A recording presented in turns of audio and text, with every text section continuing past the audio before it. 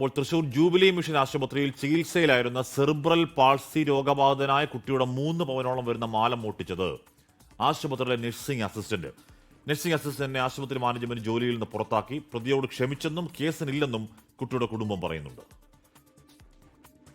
1-ാം തീയതിയാണ് മോന് ശ്വാസം മുട്ട് അധികമായിട്ട് നമ്മളെ ജൂബിലി മിഷൻ ഹോസ്പിറ്റലിൽ അഡ്മിറ്റ് ആവുന്നത്.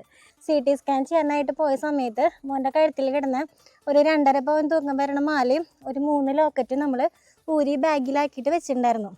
വാതിൽ പൂട്ടാനായിട്ട് നഴ്സുമാരുടെ അടുത്ത് നമ്മൾ താക്കോല് ചോദിച്ചെങ്കിലും അവർ തന്നിട്ടുണ്ടായിരുന്നില്ല. അങ്ങനെ രാവിലെ മോന് ഇടിച്ചു കൊടുക്കാനായിട്ട് മാല നോക്കിയപ്പോൾ മാല നഷ്ടമായി നമ്മൾ അറിഞ്ഞു. അപ്പോൾ തന്നെ നമ്മൾ ഹോസ്പിറ്റലിലെ ഡയറക്ടർക്കും അതുപോലെ തന്നെ ഈസ്റ്റ് പോലീസ് സ്റ്റേഷനിലും പരാതി രജിസ്റ്റർ ചെയ്തിട്ടുണ്ടായിരുന്നു. ഇപ്പോൾ കുറച്ച് ദിവസങ്ങളുടെയൊക്കെ ഒരു അന്വേഷണത്തിൻ്റെ ഭാഗമായിട്ട് നമുക്ക് പ്രതിനെ കണ്ടുപിടിക്കാനായിട്ട് പറ്റിയിട്ടുണ്ട്. ഹോസ്പിറ്റലിൽ തന്നെ ഒരു ANM സ്റ്റാഫ് നഴ്സിംഗ് അസിസ്റ്റൻ്റായിട്ട് വർക്ക് ചെയ്യുന്നൊരു ലേഡി ആയിരുന്നു ഇത് എടുത്തിട്ടുണ്ടായിരുന്നത്. ശ്രീകുമാറാണ് തൃശ്ശൂരിൽ നിന്ന് വിവരങ്ങളുമായി ചേരുന്നത്. ശ്രീജിത്ത്, അപ്പോൾ ആ മാല മോഷ്ടിച്ചയാളെ പിടികൂടാൻ സാധിച്ചിട്ടുണ്ട്. എന്തായാലും ഇവർ ക്ഷമിച്ചെന്ന് പറയുന്നു. പക്ഷേ അത് കേസായിട്ടില്ലേ? പോലീസിന്റെ നടപടിയൊക്കെ ഉണ്ടാകില്ലേ? നിലവിൽ നിയമ നടപടികൾക്കൊന്നും തന്നെ പോകേണ്ടതില്ല എന്ന് മജിസ്ട്രേറ്റിന് മുൻപാകെ തന്നെ പറഞ്ഞിട്ടുണ്ട്. ഈ സ്വാധി എന്നാണ് അമ്മയുടെ പേര്. ആ കുട്ടിയുടെ അമ്മ തന്നെ മജിസ്ട്രേറ്റിന് മുൻപിൽ പറഞ്ഞിട്ടുണ്ട്.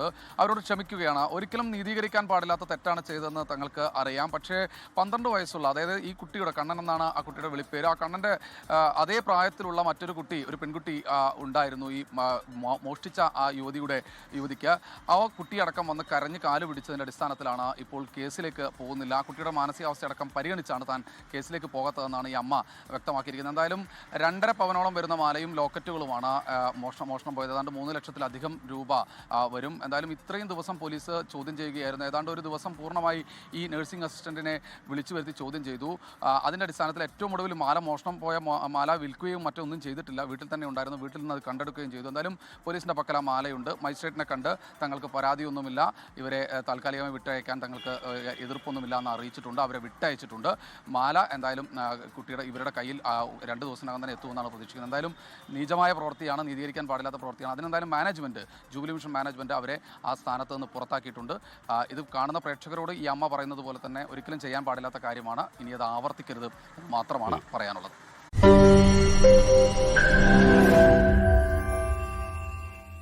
ലോകത്തെവിടെയായാലും ഏത് സമയത്തും 24 വാർത്തകളും ഓഗ്മെന്റഡ് റിയാലിറ്റി പാക്കേജുകളും എക്സ്പ്ലെയിനറുകളും വിശദമായി കാണാൻ ഞങ്ങളുടെ YouTube ചാനൽ നിങ്ങൾക്ക് സബ്സ്ക്രൈബ് ചെയ്യാം.